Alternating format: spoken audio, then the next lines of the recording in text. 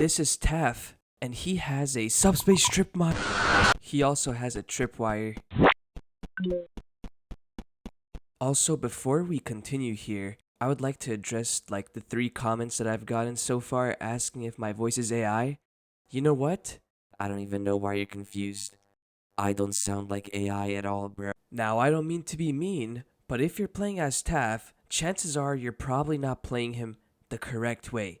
So let's just go straight into this. I'll use this random map I found as an example. So let's start off with Taph being chased by Jason here. So Jason is coming after him and then boom. What happened? Well, the subspace trip mine was on the other side of the wall.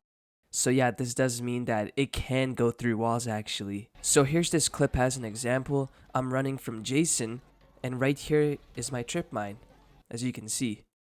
And it blows up through the wall and hits him. And then he also steps on my tripwire. I mean, from my perspective here, it's pretty obvious. He didn't see it because the trip mine made his vision all crapped up, you know. So that leads to another tip. Make sure your tripwires are coordinating with your trip mines. So yeah, just put your tripwire correspondingly to your trip mine. You see, Jason didn't see the tripwire since his vision looks like this. Yeah, that's a little exaggerated, but look at this. This can really make it hard to see the tripwire sometimes, so take advantage of that. Here's an example where Blue Dude is chasing me. He gets blown up by the trip mine and then walks right into the tripwire because his vision is stupid. And so is he. He's stupid. Here's another example where I put a bomb on this drop down spot. John Doe triggers it and then John Doe walks onto a tripwire right near it. Very cool. Next, make sure some of your tripwires are in like unexpected positions. Like this one, for example. And you might think this one is stupid, but trust me, it works.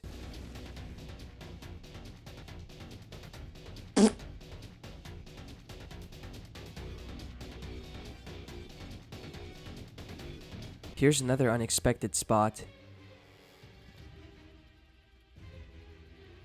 Yes, the tripwire was in that bush. Here's another one.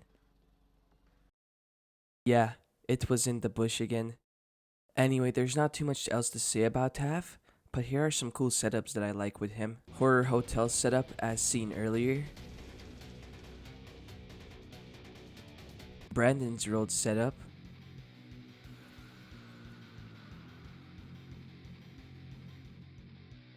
The Underground War drop down setup.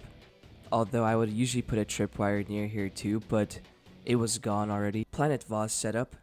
In this location, it's kind of hard to see the tripwires, so I like to put a bunch of them in there.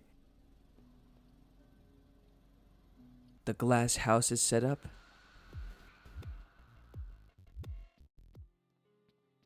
Won't usually always have this many traps up here, but yeah, pretty good still. Anyway, those are some of the setups I like. My main concern for Taph players is when they throw their like traps into a random pile of crap in a random position on the map. Like, you need to plan this stuff out, okay? If the killer is not stupid, they will just destroy all your traps.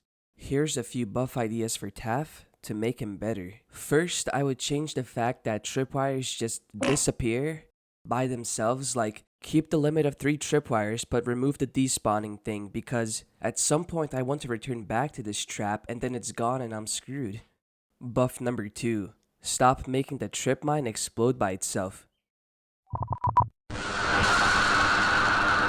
It's not a strong buff, okay? At this point, nothing is a strong buff with Taph since literally no one uses him. Buff number 3. Remove how the subspace trip mine is revealed randomly.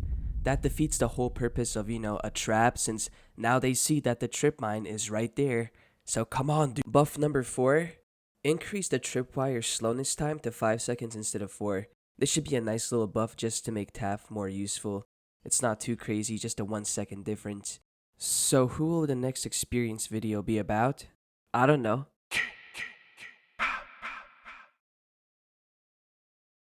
Hey, are you still watching? That's great. Now you get to hear a secret. So there's this cool thing in Forsaken when you go to Planet Voss.